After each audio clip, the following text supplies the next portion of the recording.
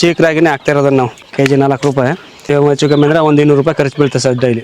Feed ತಗೋಬೇಕು ಅಂದ್ರೆ 1 ಕೆಜಿಗೆ 40 ರೂಪಾಯಿ ಸರ್. ಇದಕ್ಕೆ ನಾನು ಬರೀ 4 ರೂಪಾಯಿ ಕೆಜಿ ಇದು ಹಾಕ್ತೀನಿ. ಆಮೇಲೆ ನೋಡಿ ಅಲ್ಲಿ ಮಾಮೂಲಿ ಕೋಸು, ಗೆಡ್ಡೆ ಕೋಸು ಏನು ಸಿಕ್ಕುತ್ತೆ ವೇಸ್ಟೇಜ್ ಹಾಕ್ತೀನಿ. ಜಿನ್ಕೊಂದ 250 ರೂಪಾಯಿ 200 ರೂಪಾಯಿ ಖರ್ಚು ಅಷ್ಟೇ ಸರ್. ಅದು 200 ರೂಪಾಯಿ 250 ರೂಪಾಯಿ ಖರ್ಚು ನಾವು ಕರೆಕ್ಟಾಗಿ ಎತ್ಕೊತೀನಿ, ಮೊಟ್ಟಲ್ಲೇ ಎತ್ಕೊಬೋದು. ಈಗ ನೀವೇ ನೋಡಿ ಕೋಳಿಗಳು ಎಷ್ಟು ನೀಟಾಗಿ ಎಷ್ಟು ಚೆನ್ನಾಗಿ ಅದಾವ. ನಾಟಿ ಹೆಂಗಿರುತ್ತೋ ಅದೇ ರೀತಿ ಪ್ಯೂರ್ ನಾಟಿ ಕಣ್ಣಿಗೆ ಸಾಕ್ತಿರೋದು. ಅಷ್ಟು ವರ್ಷದಿಂದ ಅದೇ ರೀತಿ ಸಾಕ್ತಿರೋದು. 1,500 ಕೋಳಿ ಅವ ನೀವು ಪ್ಯೂರ್ ನಾಟಿ ಕಣ್ಣಿಗೆ ಇರೋದು. ಕರ್ನಾಟಕದಲ್ಲಿ ಎಲ್ಲಿ ಬೇಕಾದ್ರೂ ಹೇಳ್ಬೋದು ನಂಬರ್ 1 ಕೋಳಿ ಅಂತಂದ್ರೆ ಮೈಸೂರು ನಾಟಿ ಸರ್. ಎಲ್ಲಿ ಬೇಕಾದ್ರೂ ಪ್ರೂವ್ ಮಾಡ್ಬೋದು. ಕಾಲು ನೋಡಿ ಎಷ್ಟು ಸೈನಿಂಗ್ ಕೋಳಿಗಳು ನೋಡ್ಕೊಳ್ಳಿ. ಸ್ಟಾರ್ಟಿಂಗ್ ಬಿಟ್ಟಿದೆ ನಾ ಮೈಸೂರು ನಾಟಿ ಸುನಾಲಿನೂ ಸಾಕಿದ್ನು. ಇಷ್ಟು ಸೈನಿಂಗ್ ಬಲ್ಲ ಸರ್. ಇಂಥ ಬಿಸಿಲಿಗೆ ಅವು ತಡೆಯೋದೇ ಇಲ್ಲ. DP ಕ್ರಾಸ್ ಅಂತೂ ಈ ಥರ ಈಚೆಗೆ ಬಿಡೋಕ್ಕಾಗಲ್ಲ.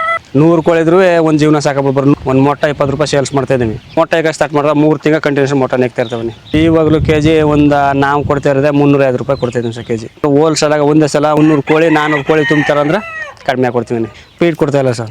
ಮಾಂಸ ಮಾತ್ರ ಒಳ್ಳೆ ನಂಬರ್ 1 ಸರ್. ಕೋಳಿ ನಾವು ಕಟಾವು ಕೊಡಬೇಕು ಅಂದ್ರೆ ಒಂದು 3 ತಿಂಗಳು ಬೇಕು ಸರ್. ಒಂದು ಬ್ಯಾಚಲ್ಲಿ ನಮ್ಗೆ ಹೆಚ್ಚು ಕಮ್ಮಿ ಅಂದ್ರೆ ಒಂದು 40,000 ರೂಪಾಯಿ ಲಾಭ ಸಿಗುತ್ತೆ ಸರ್. ಸಾಕೋದು ನಾವೇ, ಸೇಲ್ಸ್ ಮಾಡೋದು ನಾವೇ. ಲಾಭ ಜಾಸ್ತಿನೇ ಇರುತ್ತೆ. ನಾವು ಒಂದು ಅಂದಾಜಲ್ಲಿ ಹೇಳ್ತೀವಿ 20 ಅಡಿ ಆಗಲ್ಲ 40 ಅಡಿ ಉದ್ದ 1,500 ಕೋಳಿ ಇರುತ್ತೆ. ಸಾಯಂಕಾಲ ಮಾತ್ರ ಕೊಡೋದು.